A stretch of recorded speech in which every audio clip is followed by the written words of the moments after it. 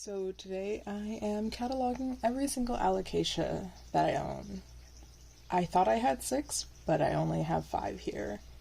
So we're going to start from oldest date of acquisition to newest. And for these first 2 oldest ones, these are basically corms that I have sprouted recently. There are 4 Dragonscale corms in this pot. It is in semi-hydro. You can see calcium buildup over there, and an external cache pot. There are some leaves that are wilting away. Those were the first set of initial leaves. I believe these are leaves number 2. The new leaves that are coming in are bright green. That's because I have them in quite high light conditions. And currently, the largest leaf is about 2.5 inches long. So not ginormous. And the reason I'm not showing the big one is because the big one is about 2 feet tall. It was a grocery store purchase, and I have repotted it, split it up, given away divisions several times, but the lighting it's received has not been as good, so the stem is quite long, and wouldn't fit into frame. But also, it is currently in quarantine because I think I saw 1 thrip on it, which was not good. And that is really exactly what happened to my second purchase. So this is an Alocasia Stingray. This is a juvenile, also grown from corm. Given away about 4 of these corms. One of them is not doing well. One of them had thrips somehow within the system, so I threw that one out immediately. These are currently experiencing beneficials. You can see that this is the 3rd leaf this has grown, and it's starting to put out the classic Stingray shape. Central vein, really elongated ears. I think I saw somewhere on the internet that that person preferred the juvenile form, or they liked the stingrays before they got super large. And I did see like some meter-tall stingrays at Costco, and I was both impressed and horrified because they did not look cute. They just looked giant. And this was also a grocery store purchase. Now, admittedly, the thrips probably didn't come from the grocery store. I probably got them elsewhere, and the mother plant, the main plant, has been on and off in quarantine for the last 2 or 3 months, at least, and shows no sign of giving up its thrip life. So I might just have to give that one away, or trash it, compost it, because those thrips are not going away anytime soon, and they seem to resurge every once in a while. So these 2 Alocasia are on thrip watch, because they seem to just hide them in either the corm or something else. It's very odd. So these 2 plants I bought last year. They were under $25 each at the full mature size that they previously were, which is about 2 feet tall. And the Dragonscale gave out about 10 corms, and the Stingray had about 7. I've just split them up into various different locations. This year I went a little Alocasia heavy. So the next plant you see, may or may not be in frame, is the Alocasia Frydek. The unvariegated form is the Alocasia, very difficult to pronounce name. And you can see it's got some leaves that are passing. This was unfortunately potted in of chunky soil, but inside that chunky soil there was the little like net pot of soil inside that was extremely dense, and I think it's peat. So I unraveled that and put it to semi-hydro. It's not been doing amazing since. This is the newest leaf it put out, so it has been putting out new leaves. But in the meantime, it looks like it's been slowly drooping in semi-hydro, and of course it's got 2 leaves that are passing away, as is the natural course of things. I don't actually think I've had an Alocasia have more than 5 leaves at a time. So this is a plan. I would like to have them have more leaves, because I think specifically the bunny-eared shape Looks really cute, all facing in the same direction, especially if there are multiple of them.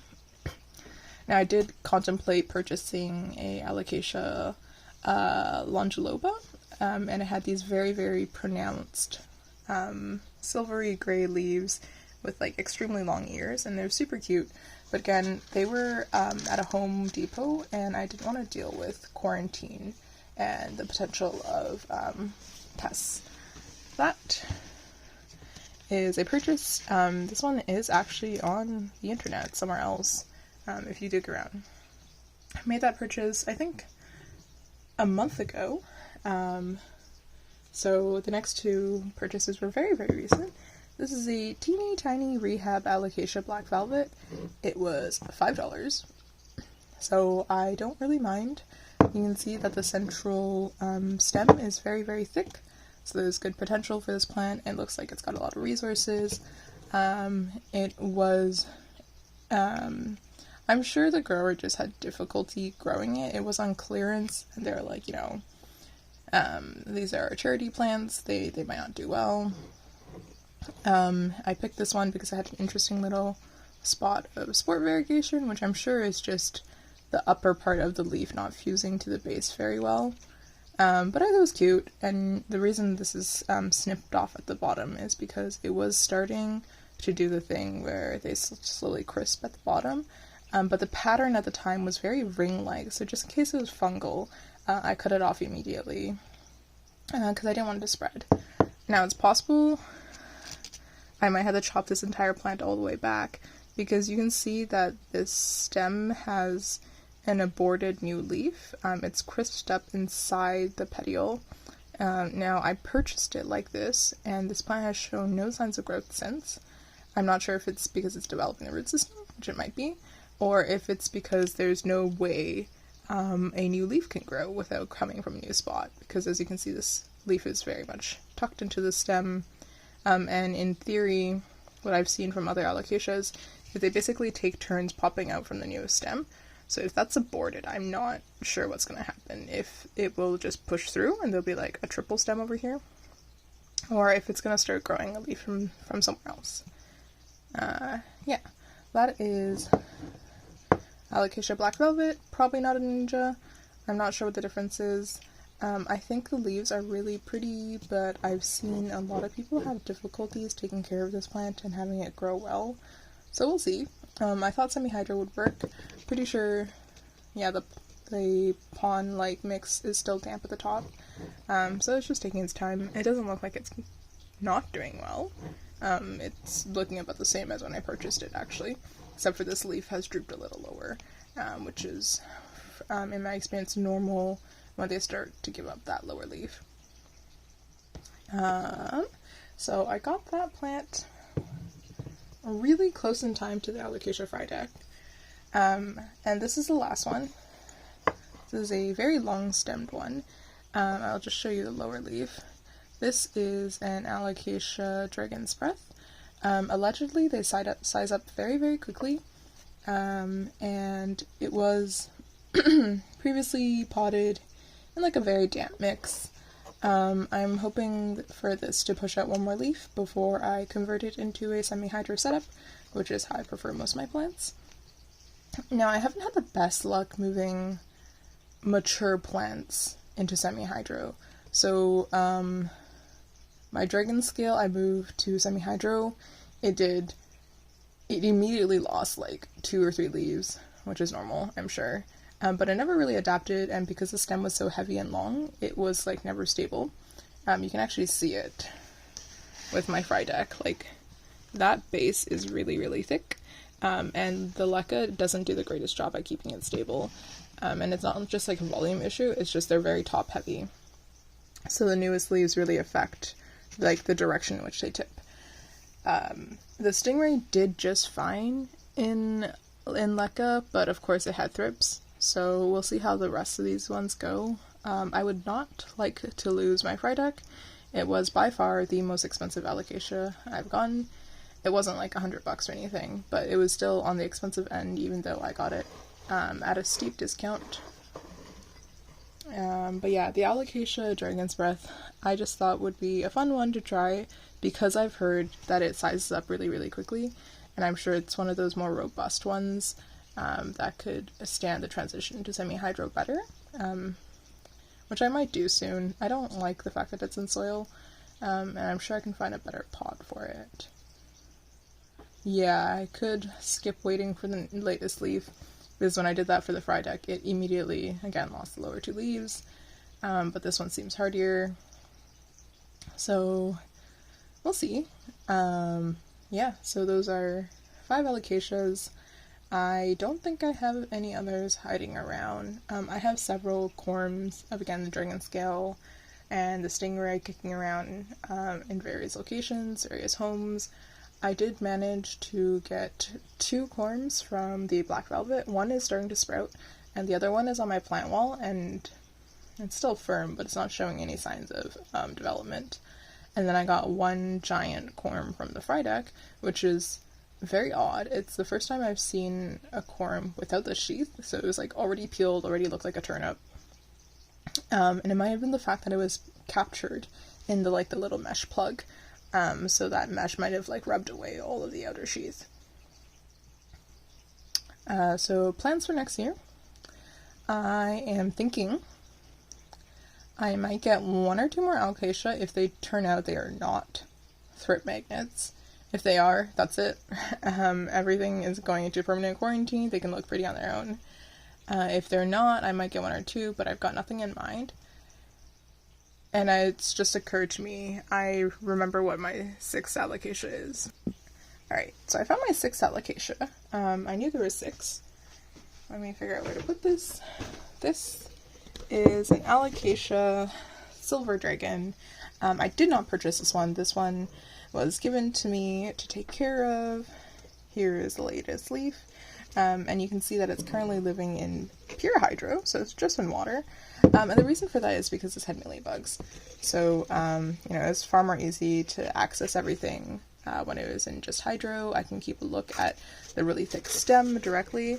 So this plant has a really, really thick stem. The leaves grow out extremely compact, and the mealybugs were hiding in these little crevices. And it has held on to a lot of leaves. I think that has to do more with the growth pattern than my ability to take care for it. This actually might be the newest leaf. Yeah, Silver Dragon.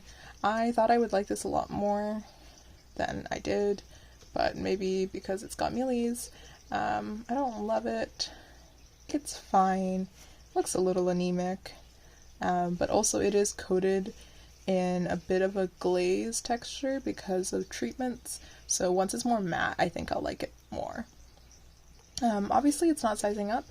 It has been in pure water plus nutrients for a few months now, so I actually think we might be clear of mealies. I might pot this up into semi-hydro, see if I can get bigger leaves, see if I can get more stable leaves. The oldest ones are clearly crisping off, and that's pretty normal. I'm sure this is actually from edema, or what is it actually? It's called guttation, when the excess water goes to the tip of the leaf, and it probably just fried off, to be honest. So yeah, super robust plant, considering how many, the vast number of treatments it's been through. It's lived with at least one other owner, and I knew it had mealies when it came to me, and I was like, okay, I'll do my best. Yeah, so going back to possible Alocasias I'm interested in next year, I think I'm done with dragons. I've got 2 Dragonscales, the Dragon's Breath. I am very curious about that giant Longiloba, like the one that had like really nice bunny ears, because I'm not really a philodendron person, and there's a lot of bunny ear type philodendron, but I think they look a lot more appealing in a slightly more central growth pattern, even if they are very long and overarching. That's pretty much it. I'm gonna keep my eye out for any other interesting Alocasia. I'm thinking I will skip on the Cuprias entirely. They look like these cool dragon eggs, but they're so glossy, and I'm not a huge fan. And there's a couple interesting flat textures, but I don't think I actually need more texture at this point. I want more compact Alocasia, or I'm going to pass on some of these so I can fit the really, really large, graceful ones. And as for the plants that grow really big and long, like historically the regular Dragonscale and the Stingray, I think I'm just going to keep taking corms and passing along the adult plants whenever they size up, or compost them if they size up, because I think they just took a lot of space, and I prefer the younger juvenile form. And I've seen one of my lab mates have a really, really pretty semi-compact Stingray. Not sure how that happened because it was not doing well when I was taking care of it. But it's got like 10 leaves growing out, and they're all fairly compact, like only 4 inches in wingspan, and I think it's super cute, very elegant. So yeah, I'm gonna try not to buy any more hype Alocasia. Oh yeah, and most of them were pretty reasonably priced. Like the Dragonscale and the Stingray were my second most expensive plants, interestingly enough, even though they were grocery store plants, probably because they were super large. And then the Alocasia Frydek was pretty expensive because it is somewhat of a hype plant right now.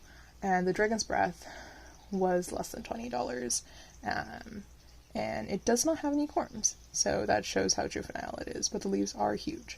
So yeah, I'm gonna get to repotting that, and we'll see if I get any more Alocasia next year.